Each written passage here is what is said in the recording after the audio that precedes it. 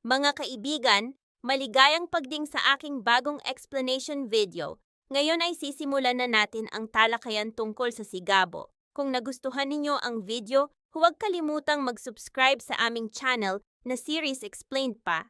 Para sa mga nanonood mula sa Facebook, ang link ng aming YouTube channel ay nasa video description. I-click lamang ang link at mag-subscribe upang makatanggap ng lahat ng mga update.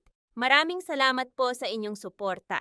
Mabilis na nagtungo sina Mariano at Deborah sa NCIA. Umaasang makapagsuhol ng tao sa loob, ngunit hindi nila inaasahang direktang makaharap si Delgado. Si Delgado, dating ahente na ngayoy pinuno ng NCIA, ay kinutya sila. Sinabing tulad ng puno na namumunga ayon sa kanyang likas na ugat, hindi na siya nagulat na makita ang mga taong tulad nila.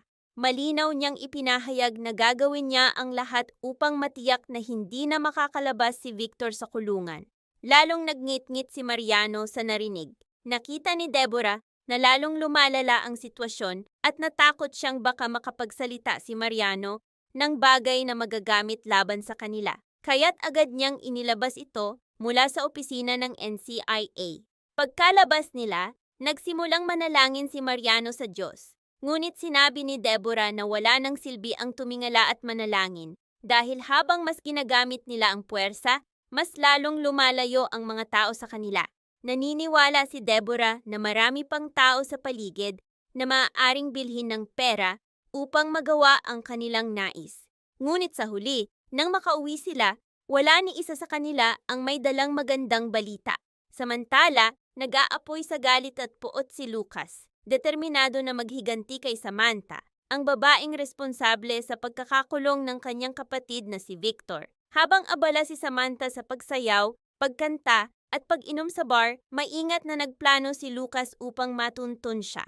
Iniulat ng kanyang mga tauhan na naroon si Samantha sa isang partikular na bar. Hindi na siya nag-aksaya ng oras at agad na inihanda ang kanyang grupo. Sa parehong bar, naroon din si Gabo at ang kanyang mga kasama.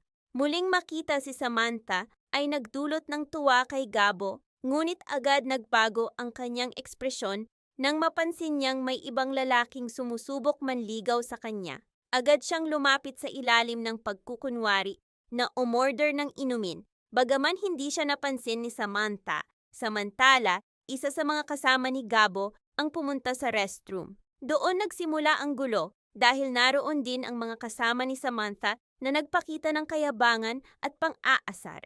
Dahil nagtatrabaho sila sa NCIA at itinuturing na tungkulin ang kanilang ginagawa, nagsimula silang hamakin ang mga kasama ni Gabo. Walang umatras sa magkabilang panig, kaya't nagkaroon ng suntukan sa loob ng restroom. Bugbog ang mga kasama ni Gabo nang lumabas at nagreklamo sa kanya na sila'y inatake ng mga tauhan ng NCIA. Hinabol ni Gabo upang gumanti, ngunit nang makita si Samantha, siya'y natigilan at umatras. Ipinaliwanag niya sa kanyang mga kaibigan na hindi ito ang tamang oras upang labanan ang NCIA dahil kung makilala sila, tiyak na makukulong sila. Tumanggi si Gabo na muling masangkot sa gulo, lalo na't nangako siya sa kanyang ama na magiging maayos na ang kanyang asal. Sumang-ayon si Tekla sa desisyon ni Gabo, sinabing tama ang kanyang ginawa. Ngunit hindi makalimutan ng mga kasama ni Gabo ang kahihiyan at nais nilang maghiganti. Pinakalma sila ni Gabo, sinabing may tamang oras para sa lahat at sa ngayon ay dapat silang bumalik sa ginituang lupa upang magpahinga. Ngunit pumalya ang kalkulasyon ni Gabo. Pagka-uwi ng kanyang mga kasama, habang naglalakad siyang mag-isa sa kalsada, nakita niyang napapaligiran ng mga kaaway si Samantha. Sa kritikal na sandaling iyon, muling nagtagpo ang kanilang landas. Habang nagpupumilit si Samantha na makatakas, dumating si Gabo at iniligtas siya. Sa kabilang panig, lubos na nabigo ang plano ni Django at Paquito na tuluyang alisin si Salvador. Dahil dito, nagngit-ngit si Umali at sumugod sa ginituang lupa. Ipinahayag niya ang kanyang galit, sinabing ang kanilang kabiguan ay lalo lamang nagdulot ng kaguluhan kay Salvador. Dapat sana'y naparusahan, na si Salvador upang hindi na muling mabanggit ang kanilang mga pangalan. Ngunit ngayon, ang mga binatilyong umatake kay Salvador ay nakatala na sa istasyon ng pulisya. Kahit ganoon, patuloy na nagyayabang si Django sa harap ni Umali. Nang hindi na nakipagtalo at hindi binigyan ng pera si Paquito, umalis si Umali ng galit. Bagaman dapat, sana'y tumanggap ng bayad si Paquito ayon sa kasunduan.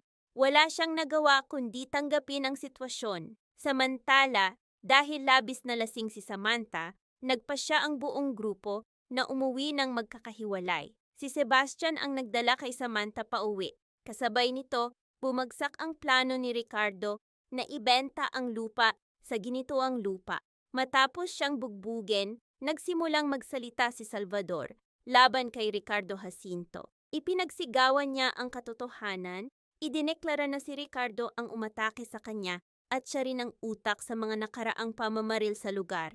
Dahil sa mga pagbubunyag na ito, umatras ang lahat ng investors na nagbabalak bumili ng lupa kay Ricardo. Lalong dumami ang problema ni Ricardo dahil sa mga sinabi ni Salvador. Sa isa pang pangyayari, umiwas si Gabo sa komprontasyon sa pamamagitan ng pag-atras, kaya't hindi nila nakaharap ang kanilang mga karibal. Nagpasya si Gabo na sa tamang oras ay maghihiganti siya, lalo na't malalim ang kanyang galit kay Sebastian na minsan nang nanakit sa kanya. Samantala, nagkaroon ng mainit na pagtatalo sina Manang Bechay at Rudy. Nang magtrabaho si Bechay sa bar ni Paquito, umabot ang balita kay Gabo. Nagalit si Rudy, ngunit malinaw na sinabi ni Bechay na kapag wala ng pagkain, nawawala ng saysay ang dangal at pride. Sa huli, umalis si Bechay matapos ang pagtatalo kay Rudy. Kasabay nito, nagalit din siya kay Gabo dahil sa kanyang paningin, si Gabo ang tunay na salarin sa lahat ng kaguluhang ito. Maraming salamat sa panonood ng buong video. Para mapanood ang susunod na episode explanation, huwag kalimutang mag-subscribe sa series Explained PH channel.